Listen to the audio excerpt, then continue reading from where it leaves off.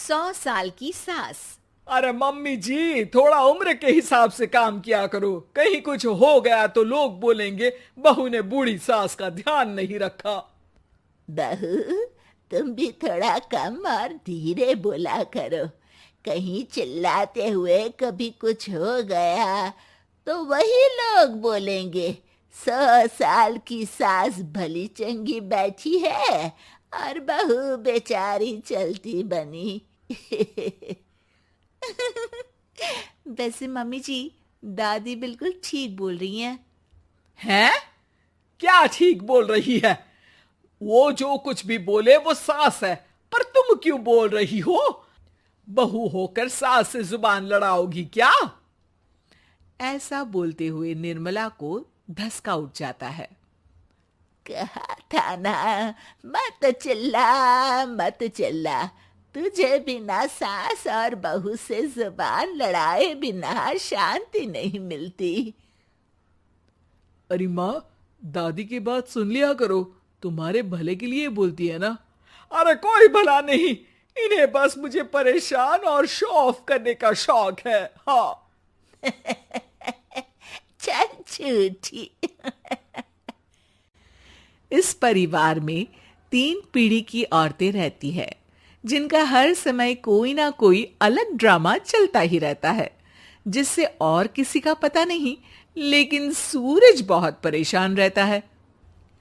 माँ, पियाली और दादी, आप तीनों के पास एक दूसरे को सास बहू वाले ताने देने के अलावा कुछ काम हो या नहीं, पर मेरे पास जरूर है। इसीलिए पियाली जरा लंच ले आओ, मुझे ऑफिस भी जाना होता है। इस पर पियाली सूरज को लंच देती है और वो ऑफिस चला जाता है, जिसके बाद तीनों एक बार फिर अपनी बातों या कह लो कि नोक-झोंक में लग जाती हैं। इसी में दिन बीत जाता है। रात को सूरज के साथ उसके दोस्त भी खाने पर आते हैं। पियाली, मेरे कुछ दोस्त आए हैं। सॉरी, अचानक प्लान बना तो बता नहीं पाया। तुम जल्दी से डिनर बना दो ना। अरे वाह रे, आलसी माँ की आलसी बेटी। पहले बिना बताए दोस्तों को घर ले आओ, फिर बोलो जल्दी से डिनर बना दो। इतनी जल्दी है तो खुद बना लो। अरे माता, सब बाद में दिखा देना, अभी खाना बना दो ना प्लीज। ऐसा बोल के सूरज दोस्तों के पास जाकर बैठ जाता है और पियाली डिनर की टेंशन में अपनी सास के पास पहुंच जाती है, जो अपने कमरे में आराम कर रही होती है। मम्मी, सूरज अचानक दोस्तों को घर ले आए हैं, क्या करूं अब?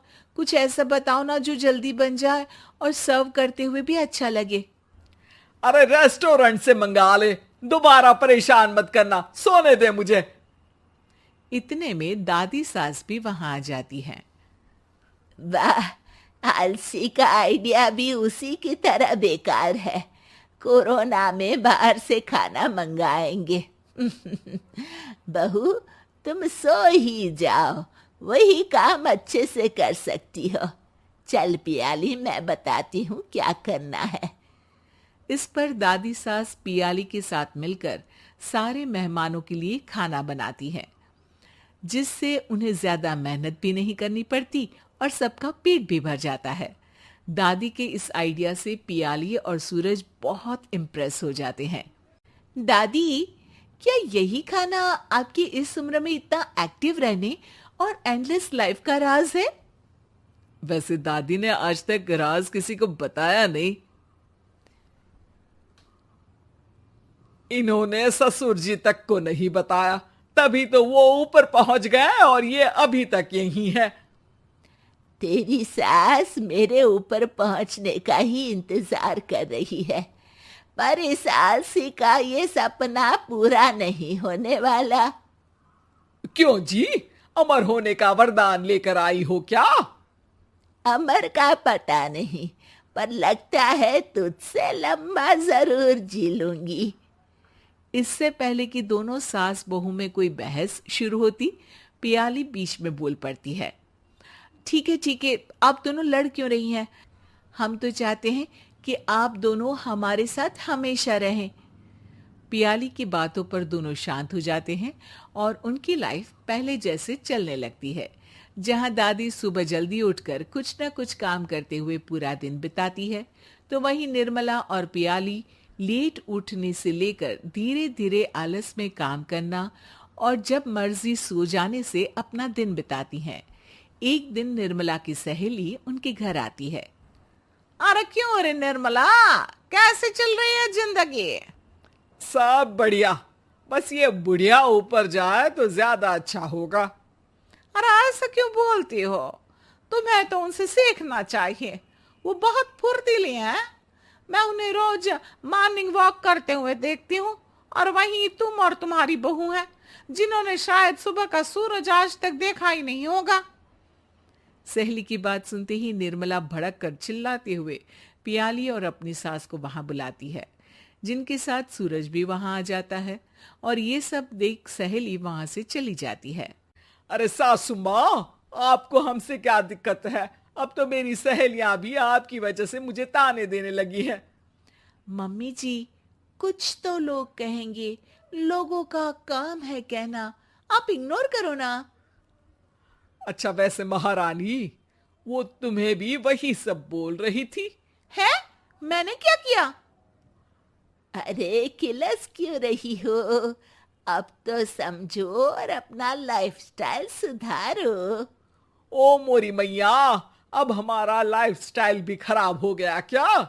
आपका तो हाई फाई है ना, बस उतना ही ठीक है। तुम लोग हमेशा पूछते हो ना कि मेरी इस उम्र और अभी भी इतने एक्टिव रहने का राज क्या है, तो वो ये लाइफ स्टाइल ही है, जिसे हाई फाई नहीं पर सिंपल कहते हैं। दादी, अब कहना क्या चाहती हो? यही कि मैंने अपनी जिंदगी में बहुत किताबें पढ़ी हैं, जिनमें एक किताब से मुझे ये समझ में आया कि हम कितने गलत तरीके से जिंदगी जीते हैं। उसी के बाद मैंने एक अच्छे जीवन के लिए इकिगाई रूल अपनाया, जिसका मकसद तो सिर्फ अच्छा जीवन जीना था। इतना लंबा कैसे जी गई मुझे खुद अचंभा होता है। ओह, तो मतलब आप मुझे परेशान नहीं करती थी? वो तो आप करती हैं। वैसे ये इकिगाई क्या है? थोड़ी रिसर्च खुद भी कर लो आलसियों, सब मैं ही बता दूं क्या?